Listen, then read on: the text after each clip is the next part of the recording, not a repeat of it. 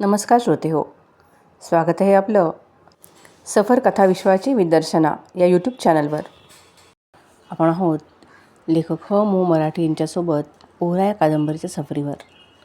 मागील भागात आपण पाहिलं, छोटा हानू ब्राह्मण भोजनाचं जेवण बनवण्यासाठी देवळेकरांबरोबर गेला होता. देवळेकर त्याला एका झाडाच्या सावलीत बसवून सामान आणण्यासाठी गेले होते. तिथे बसून बसून हानू कंटाळला होता. आता पाहूयात पुढे. थोडा वेळ तसाच गेला. कधी यायचे देवळेकर? लवकरच येतो असं म्हणून गेले ते अजून आले नाहीत. पण लगेच तरी येतील कशावरून? ते येणार ते रांधायची सगळी तयारी घेऊन. किती वेळ लावतील देव जाणे. इथं या झाडाखाली रांधायचं. 3 दगडांची चूल तयार करणार देवळेकर. ते घेऊन येतील तरी लाकडंही ओली असणार. ती पेटणार नाहीत, धूर होणार. मग फू फू फू करीत विस्तव पेटवायचा. नाकातोंडात धूर जाणार. फू फू करून कासावीस व्हायला होणार. डाळ, भात, भाजी, सोजी रांधायची. मग असंच इथे जेवायचं. पाणी तरी जवळ का असणार इथं? तेही उन्हाचं जाऊन लांबून आणावं लागणार. रांधप चांगलं नाही झालं तर गाळी घालणार. तोंडावर नाहीत घालणार, पण पाठीमागून. वहिनीला येऊन सांगणार, घे भटणी, कसलं तू या भट धाडलंस? ते का काय रांदूक नाहीला. भात करापलो आणि वरण आणि रवला.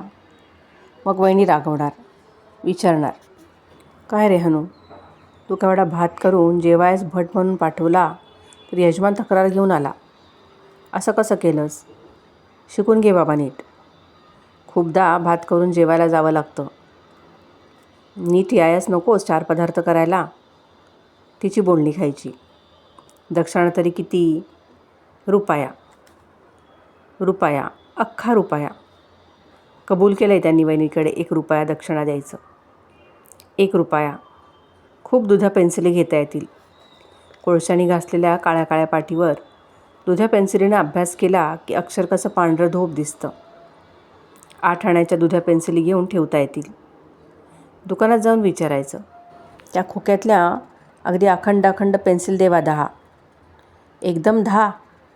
पैसे आणलंस? दुकानदार विचारेल. यो घेवा रुपयो. देवा 10 पेन्सिली. काय रे, चोरून बिरून हाडलंस का काय रुपयो? दुकानदारानं विचारलं तर सांगायचं, चोरून कित्या खाडीन, दक्षिणा मिळवून हाडलंय. 10 पेन्सिली एकदम. मोडली की टाकून द्यायची. तुकडे वर्गातल्या मुलांना वाटायचे. नवी पट्टी घ्यायची. बुल्लाचे बॉम्बगोळे खायचे. सुट्टी असली तरी तो आपली बर्फाची गाडी घेऊन येतो देऊळवाड्यापर्यंत. बर्फ किसून तो काडीभोवती गुंडाळून त्याच्यावर साखरेचं लाल पाणी मारून तो बॉम्बगोळा देतो. तेव्हा तो गारीगार गोळा खायला किती मज्जा येते. रस्त्यावरून त्याच्या गाडीची घणघण घंटा ऐकू आली की धावत जायचं. दी 1 बॉम्बगोळ. तो खस खस खस करीत बर्फ किसणार. तो काडीभोवती गुंडाळणार. त्यावर बाटलीत लाल साखरपाणी फवारणार. गोळा मला देणार. तो चोखत मी तिथेच राहणार. तो संपला की त्याच्याकडून आणखी घेणार. 8 आण्याचे बॉम्बगोळे. 8 दिवस खाता येतील. 1 रुपया दक्षिणा मिळणार आहे. झाडाची मुळं मोठी मोठी होती. ती मध्येच जमिनीच्या वर आली होती. मी एका मुळावर बसलो. देवळेकरांची वाट बघू लागलो. भोवती कशाचा आवाज नाही. मधूनमधून सरड्यांची सळसळ आणि वाहणारा वारा यांचाच काय तो आवाज. दूर बोललेलंही कोणी ऐकू येत नव्हतं. मला थोडीशी भीती वाटू लागली. पळूनही जावं असं वाटू लागलं. नको तो भात करून जेवणं, नको तो रुपया दक्षिणा. घरी जावं, रांधावं, बाबली येईपर्यंत वाचत बसावं. कसं रंगून जायला होतं वाचताना. नको, थांबायला हवं. वहिनी रागावेल. मी रामरक्षा पुटपुटायला सुरुवात केली. रामरक्षा म्हणून झाली. तरी देवळेकर आले नाहीत. मी थोडा इकडे तिकडे फिरलो. कुठं देवळेकर दिसतात का बघितलं. दिसले नाहीत. पुन्हा रामरक्षा म्हणणं, आता थोडं मोठ्यानं. दुसऱ्यांदा रामरक्षा म्हणून झाली. तरीही देवळेकर आले नाहीत. आता मला थोडी अधिक भीती वाटू लागली. इथं स्वयंपाक रांधून जेवायचा आहे की नाही, की देवळेकरांनी मला फसवूनच आणलं आहे इथं. तसं नको रे देवा. मी आणखी एकदा रामरक्षा म्हणेन. सुरूच केली आणि म्हणायला, आता अधिक मोठ्याने, अस्य श्री रामरक्षा स्तोत्र मंत्रस्य. तीही म्हणून झाली. झालं काय या देवळीकरांना? मला इथं असं एकट्याला बसवून कुठं निघून गेला हा माणूस? पुन्हा रामरक्षा म्हणावी का? पुन्हा चौथ्यांदा? नको, आता कविता म्हणावी मोठ्याने. मी सुरू केली कविता म्हणायला. मोठा आवाज काढला. वर्गात मुलांना सांगताना काढी तसा म्हणू लागलो. कविताही म्हणून झाली. मी विसाव्यासाठी म्हणून थोडा थांबलो. लांबून बोलण्याचा आवाज येऊ लागला. आले वाटतं देवळेकर. मी पटकन मुळावरून उठलो. आवाजाच्या दिशेने पुढे पुढे जाऊ लागलो. उभा राहिलो. आवाज आता जवळजवळ आला. देवळेकर दिसले. बरोबर एक मुलगा. दोघांच्याही हातात पातेल्या, घागर, कावले, पळ्या, लाकडांची भारी. ती पोराच्या डोक्यावर. कितको वेळ? मी चिडल्यासारखं विचारलं. खय वेळ? यो गेलंय यो आलंय, देवळेकर म्हणाले. 4 भांडी जमा करूची, लाकडा फोडूची, म्हणजे थोडं वेळ लागतो लोज, म्हणत ते झाडाखाली आले. बरोबरच्या मुलाला म्हणाले, ठेव रे हय भारो आणि सफाई करूक लाग. झाडून जागो चांगले करून दे भटजिका. मी तवर दगड हाडतंय. चूल करूक हवी. धोंडे थोडे मोठेच लागतले नाही भटजींनो? मोठे दगड म्हणजे मोठी चूल. खूप स्वयंपाक रांधायचा आहे की काय याचा? मोठे दगड कित्याक? थोडाच रांधरूचा असा मा. टोप पातेले लहान लहानच सांगितले. मग हे मोठी चूल कित्याक? मी विचारलं. चूल मोठी असली की तेवढं इस्तव मोठं करूक येता. मोठी मोठी लाकडं घालूक येतात म्हणान, देवळेकर म्हणाले. पण पातेलो रवायचो नाही चूल मोठी केली तर, मी म्हणालो. त्यांनी उगीचच मोठे दगड लावून चूल मोठी करू नये म्हणून. ता मी बघते, देवळेकर म्हणाले आणि तिथूनच दगड कुठं दिसतात का बघू लागले. मुलगा पालापातेरा उचलून पलीकडे टाकून जागा साफ करून घेऊ लागला. आता रांधायच्या कामाला वळायला हवं होतं. सुरुवात करायची म्हणजे सगळ्यात आधी पाणी आणायचं. बावडी काय असा? मी देवळेकरांना म्हणालो. माका दाखवा बावडी, पाणी घेऊन येते. पाणी हाडूक थोडा लांबच जावचं लागताला हां, देवळेकर मला म्हणाले. मग मुलाकडे वळून म्हणाले, जा रे वसंता, भटजिंका बावडी दाखय गावकराची. मी सफाई करतं हे मा, वसंतानं म्हटलं. ता मी बघते, तू जा भटजिंका बावडी दाखव. त्याने जागा साफसूफ करण्याचं काम थांबवलं आणि तो चालू लागला. रव मरे, मी म्हणालो. माका शर्ट चड्डी तरी काढून ठेव दे. तो थांबला. मी शर्ट काढला. झाडाच्या फांदीला अडकवला. चड्डी काढली. झाडाच्या फांदीला अडकवली. मी आत पंचा नेसलेला, त्याच्या आत लंगोटी. मी रिकामी घागर उचलली. वसंताला म्हणालो, चल. तो चालू लागला. मी त्याच्या मागून. हातात रिकामी घागर. झाडाझुडपातून बाहेर पडलो. पायवाटही नव्हती. कोणी येतच नसणार इकडे म्हणून पायवाटही नव्हती. थोडं चालल्यावर रस्ता लागला. बैलगाड्या जाणारा. गाडीची चाकं जाऊन जाऊन चर पडल्यागत वाटत होतं. मोटार कधीकधीच जाई. साधा धुळीचा रस्ता. वाऱ्याबरोबर लाल धूळ उडत होती. रस्त्याकडेची झाडंझुडपं लाल धुळीनं रंगून गेली होती. रस्त्यावर पाय ठेवला.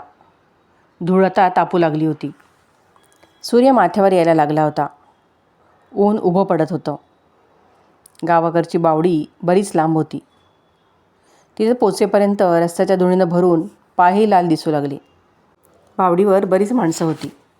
बाया अधिक होत्या. कोणी धुणं धुत होतं, कोणी घागरी घासून शेजारीच धुत होती. कोणी पाण्यानं भरलेली घागर रहाटाच्या दोरीने वर ओढून घेत होती.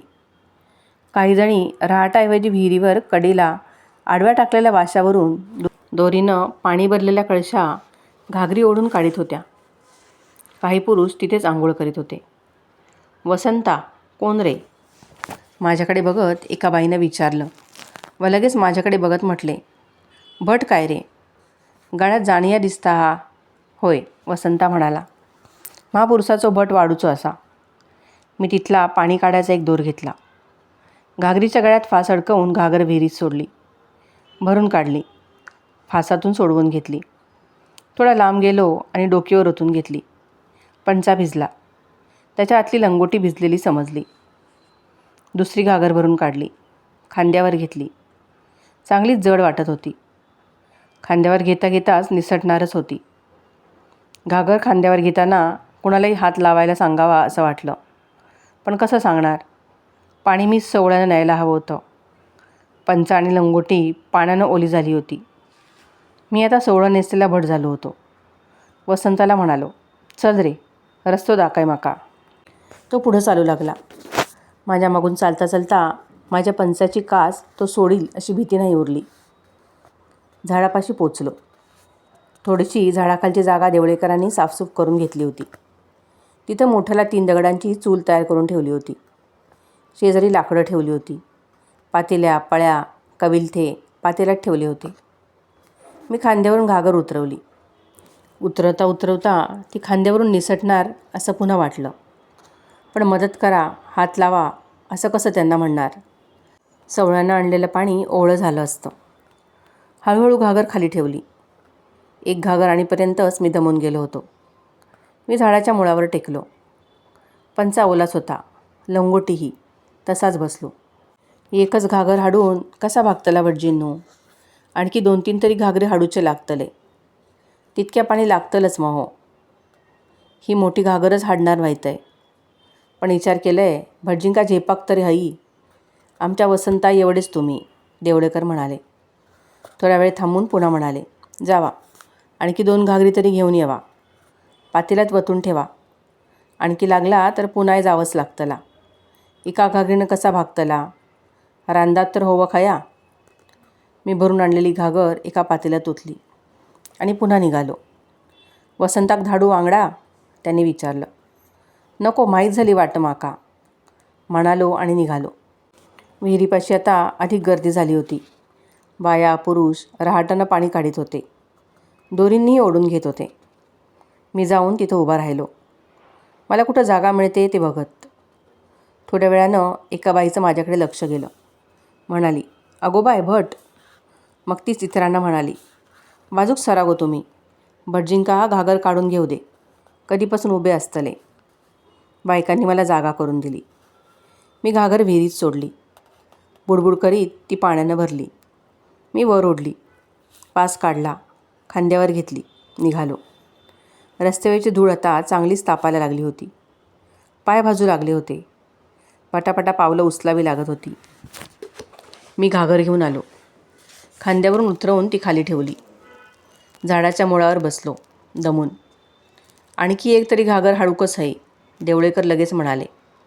आता वसंत काढू दे, मी म्हणालो. त्याचा कसा चलतला भटजींनो? या देवाचं काम. महापुरुषाक निवेद दाखवचो, ता पाणी भटानंच हाडू खाया. आणखी एक तरी घागर हाडाच. म्हणजे काय होतंय? डाळ, तांदूळ, रवा शिजाक लागतला. भांडी धुवान घेवची लागतली तुमका. त्याका नको पाणी? तुम्ही धुवानच हाडली असतील मा भांडी.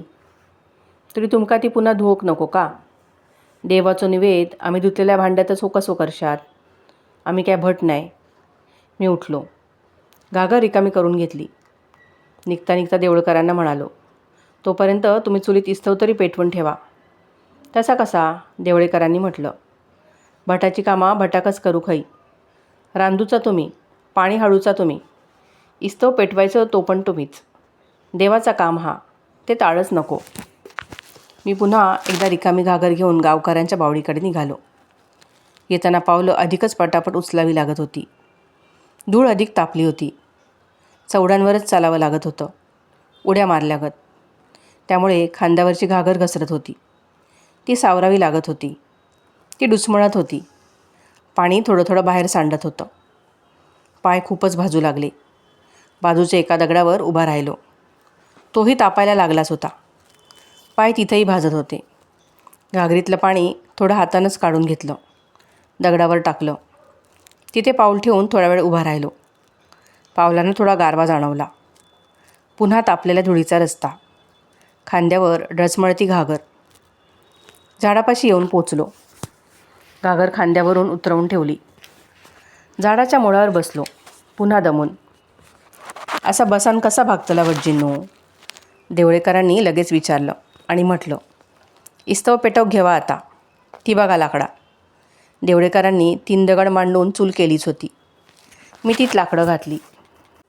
काड्यापेटी घासलेट हाडलं हास, मी विचारलं. काड्यापेटी असा, घासलेट कशाक? घासलेट घातल्याशिवाय लाकडं कशी पेटतली? पोतोरे घाला महो चुलीत, काडी लावा, भक्कान पेटतलो.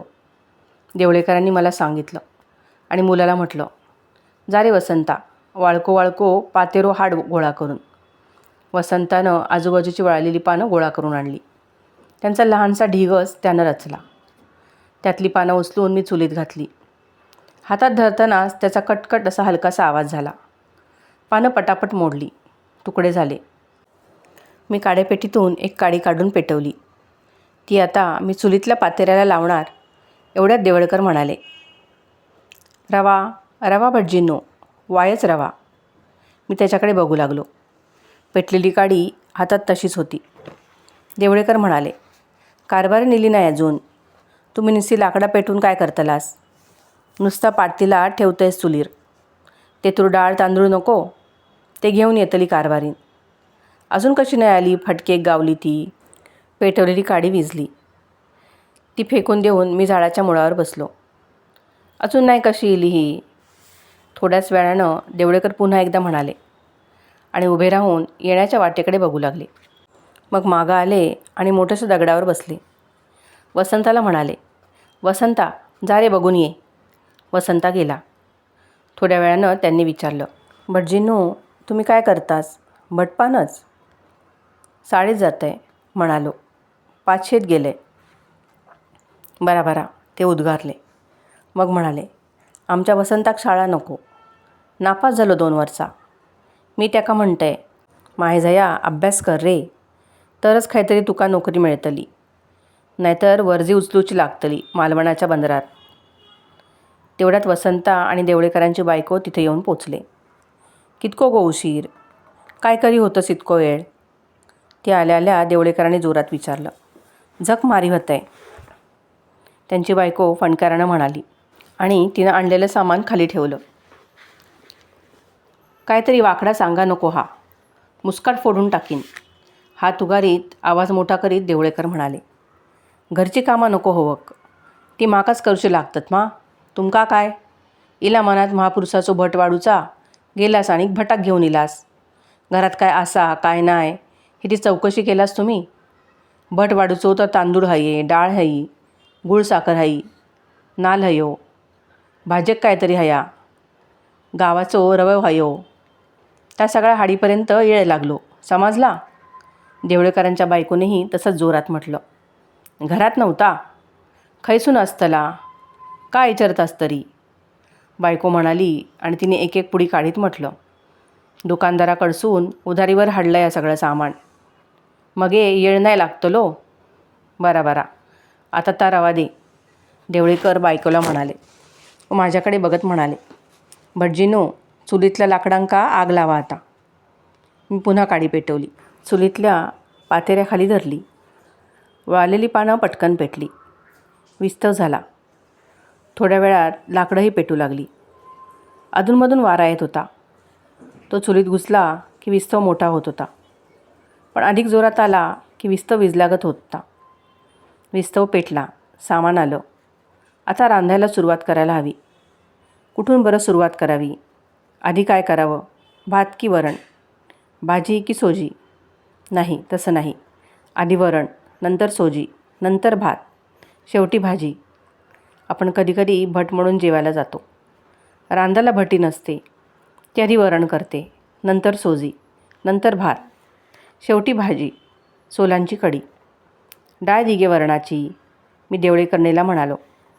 तिने एक कागदाची पुडी काढली, माझ्याकडे दिली. मी ती उघडली. अगदी जपून उघडली. सांडली तर पुंजावताही येणार नाही. मी कागदावरची डाळ पातेलीत ओतू लागलो. तेवढ्यात देवळीकरण म्हणाली, पातेली धुवून घ्या भटजीनो. तू धुवान दिली असशीलच मगे, मी म्हणालो. तरी तुम्ही धुवान घ्यावा, देवाचो निवद रांधूचा हा. मी पातेली धुवून घेतली. तांब्यावर पाणी संपलं. सगळीच भांडी अशी धुवून घ्यावी लागणार. एक घागर पाणी भांडी धुवून घेण्याचं संपणारचं दिसतं. पातेलीत डाळ घातली, ती धुतली, पाणी टाकलं, डाळ शिजेल इतकं पाणी ठेवलं, पातेली चुलीवर चढवली, विस्तव मोठा केला आणि पुडीचा कागद हातात घेऊन वाचायला लागलो. भटजींनो, वाचीतसे काय बसलास? देवळीकरीण म्हणाली. डाळी हरी बघा, आता उकळी फुटात, कडयेवक लागलो हा बघा. इस्तव केवढं केला हास? पातेलीतल्या पाण्याकडे लक्ष दिया, नाहीतर कड वर येयत, वतान जायत डाळ. मी हातातला कागद बाजूला टाकला आणि शिजत असलेल्या डाळीकडे बघितलं. पाण्याला उकळी फुटत होती. कड पातेलीत वरवर चढत होता. मी लाकडं मागं ओढली, कड खाली केला, झिरला. डाळ दिसू लागली, संत फुटणाऱ्या उकळीत शिजू लागली.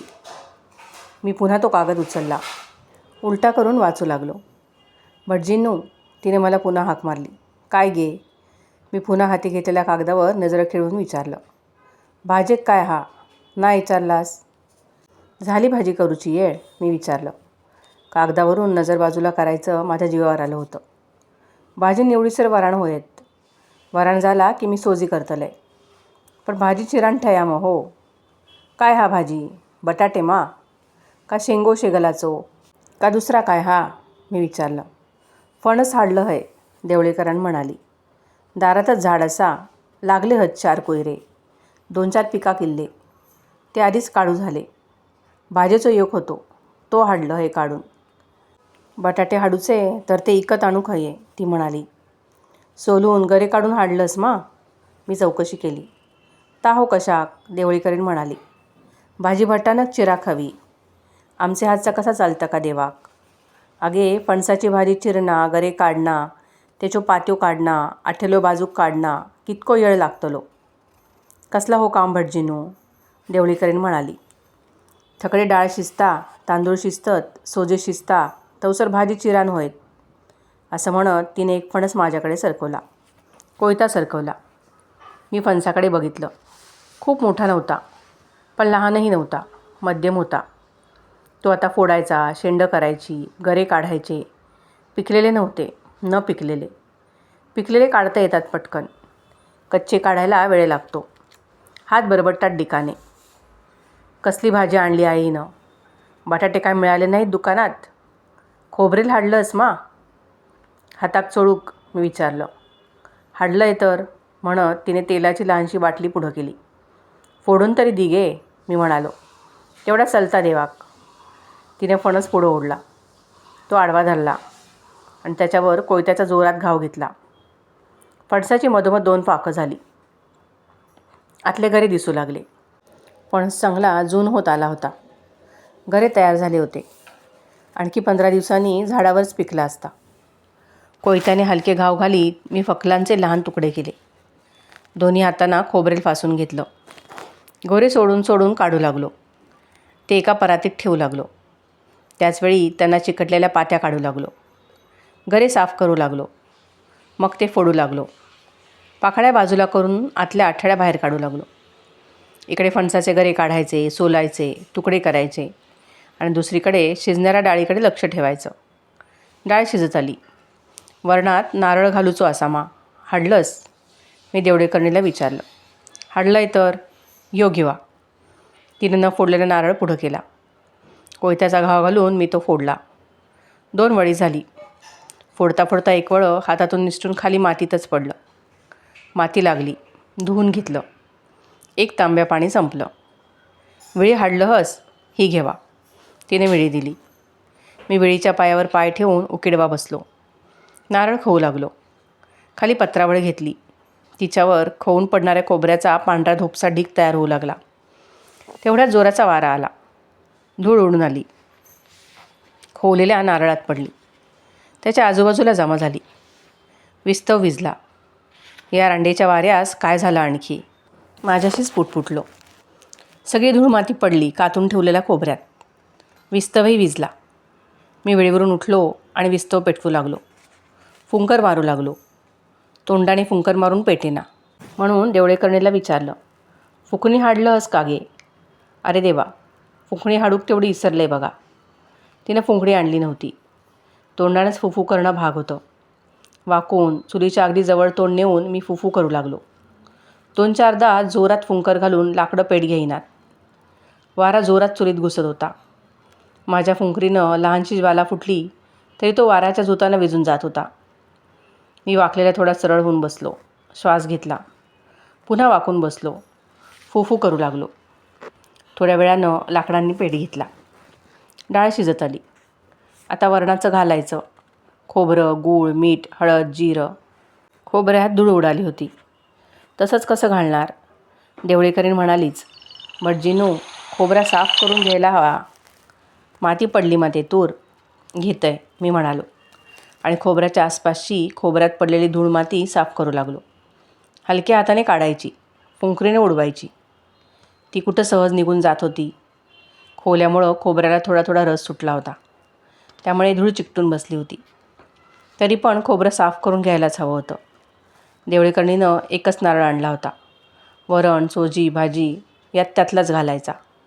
सोलकाडीसाठीही रसही त्यातलाच खोबऱ्याचाच काढायचा. बोटानं फुंकर मारून मारून खोबरं साफ करून घेतलं आणि फटकन शिजणाऱ्या वरणात घातलं. देवळेकरणीचं लक्ष जाण्याआधी. नाहीतर ती म्हणायची, भटजीनू, वर्ण मांगडा धुळमातीचं देवाक खाऊची लागतली. खोबरं घातलं. आता इतर पदार्थ. गूळ, मीठ, हळद, जिरा. हाणलं हस? दी तर, मी विचारलं. हळद किती आहे? तिने विचारलं. वरणाक पिवळं रंग नको येवक. इसारलंय, ती म्हणाली. गूळ मीठ हाडलंय? ताच घालून भागवा. अगो, तुका इतक्या नाही ध्यान रावला. वरण करूचा तर तेत हळद घालूची लागता. पुष्कळ वेळानं देवळेकरांनी विचारलं. इसरलंय म्हणतंय मा, देवळेकरीण म्हणाली. इसारलंय म्हणा.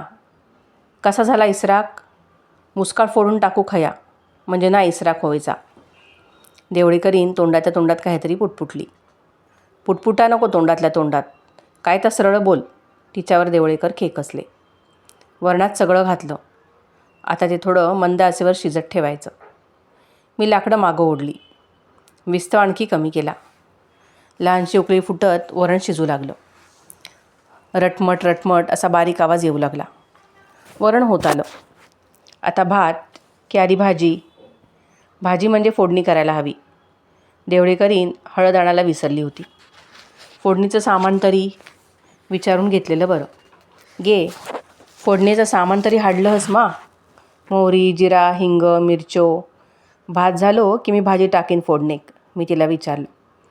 तिनं पुढं चाचपटला आणि म्हटलं, नाही हो नाही, ताई इसारलंय. असा कसं गो तुझा सगळा?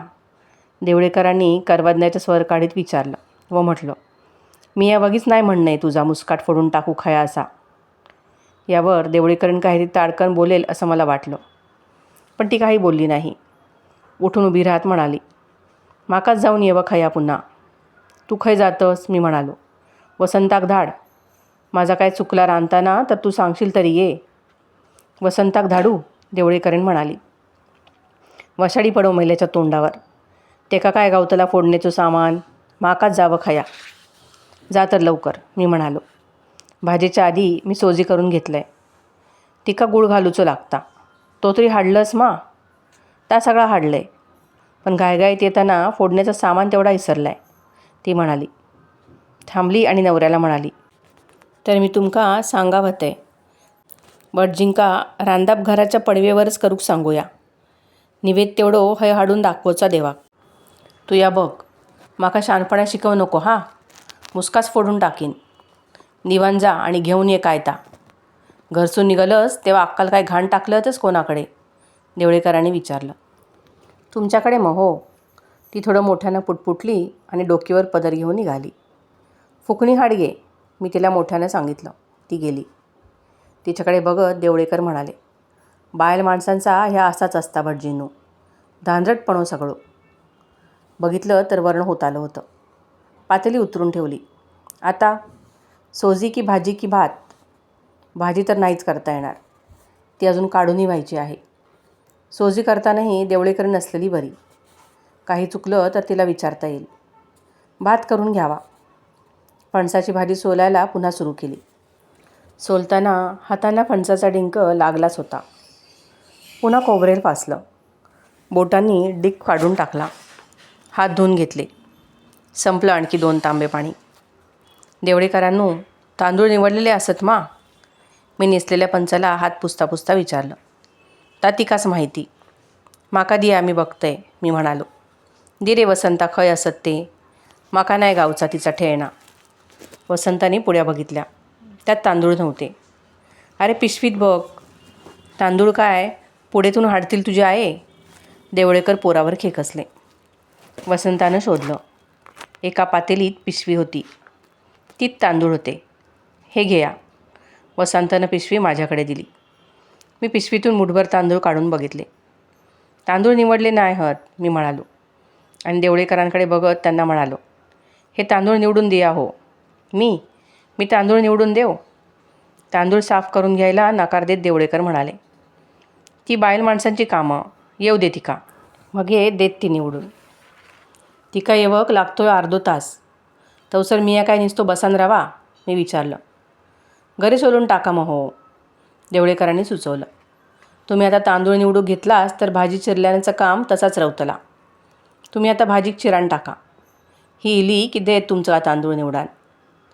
मी फणसाचे उरलेले गरे काढून फोडू लागलो. देवळीकरीण आली. ती दिसताच देवळेकरांनी तिला जोरातच विचारलं, गो तांदूळ निवडलेले नाही हत? नाही, देवळीकरीण म्हणाली. हे बसल्या बसल्या देणार भते निवडून.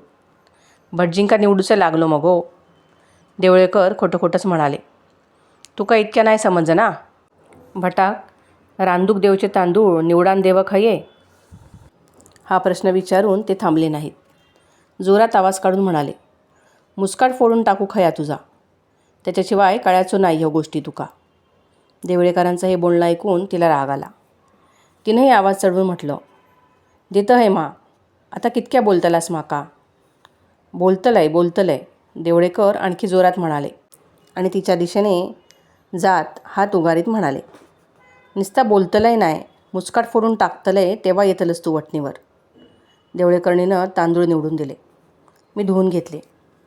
देवळेकरीण म्हणाली, आणखी एकदा धुवान घेवा भटजींनो, कोंडो लई असा. अगो कोंडो लई असा म्हणान सांगतसता तांदूळ असडून देवक येतं नाही तुका? देवळेकरांनी विचारलं. याच्या पुढं ते तुझा मुस्काट फोडून टाकू खया असं जोरात म्हणतील म्हणून मी त्यांच्याकडे बघत राहिलो. पण त्यांनी तसं म्हटलं नाही. ते सारखं सारखं बायकोला तसं म्हणत होते, तुझा मुस्काट फोडून टाकू खया. ते मी बघत होतो. त्यामुळे मला वाटलं ते आताही लगेच असंच म्हणतील. त्यांच्या त्या म्हणण्याची मला गंमत वाटू लागली होती. बाबल नाटक वाची, त्यातलं एखादं पात्र पुन्हा पुन्हा तेच तेच बोलून गंमत करी. तसं देवळेकरांचं बोलणं वाटत होतं, नाटकातल्या पात्रासारखं. मी दुसऱ्यांदा तांदूळ धुवून घेतले. भातासाठी हवं ते पाणी अदमासानं घातलं आणि पातेलं चुलीवर चढवलं. ते नीट राहावं म्हणून चुलीचे दगड हातानेच थोडे हलवू लागलो. हात भाजला एकदम. दगड चांगलेच तापले होते. पातेली नीट बसवली. चुलीत लाकडं सारली. फुंक मारू लागलो तोंडानं, पण विस्तव पटकन पेटेना. म्हणून मी देवळेकरणीला विचारलं, गे फुकणी हाडलंस मा? ती दी. अगो बायो, देवळेकरीण लाजत म्हणाली, इसरलाय मग हो. लगेच देवळेकर ओरडलेच, अगो अशी इसरलास कशी? मुस्काट फोडून टाकू खया तुझा. मी मनातल्या मनात देवळेकरांसारखाच म्हणालो आणि वाकून चुलीसमोर बसून विस्तव फुंकू लागलो. थोडा धूर झाला, पण विस्तव पेटू लागला. भाताला कड फुटू लागला. मी पुन्हा फणसाची भाजी निवडू लागलो. अजून गरे उपटून बाहेर काढायचे होते. एक एक गरा उपटून काढायचा, त्याला चिकटलेल्या पात्या काढायच्या, गरा साफ करायचा, तो फोडायचा, आतली आठळी काढायची, गऱ्याचे उभे तुकडे करायचे, आठळी बाजूला टाकायची. असं करू लागलो. भराभरा संपवू लागलो. अधूनमधून शिस्त्या भाताकडे बघायचं. लाकडं पुढं सारून विस्तव मोठा करायचा. भाताला उकळी फुटली. आता तो ढवळीत राहायला हवं होतं. घरी भात शिजवताना तो एकदम ढवळून भागे. इथं तांदूळ जास्त होते, पातेलं मोठं होतं. तो अधूनमधून ढवळीत राहायला हवं होतं. मी काविलता घेतला. उभा राहिलो. कागदाची घडी करून डाव्या हातानं पातेली घट्ट धरली. उजव्या हातात काविलता धरून ढवळू लागलो. सहज जमत नव्हतं. पातेलं मोठं होतं. तांदूळही बरेच होते. पटकन कविलता त्यातून फिरवता येत नव्हता. खालून पेटत्या विस्तवाची, चुलीच्या तापलेल्या दगडांची धग लागत होती. तरी मी पातेल्यावर ओणवासा राहून डाव्या हातानं पातेलं कागदाच्या घडीने धरून भात ढवळीत राहिलो. तेवढ्यात माझा पंचा सुटू लागला. डाव्या हातानं पातेलं धरलेलं, उजव्या हातात कवलता धरलेला, तो भातात रुतवलेला.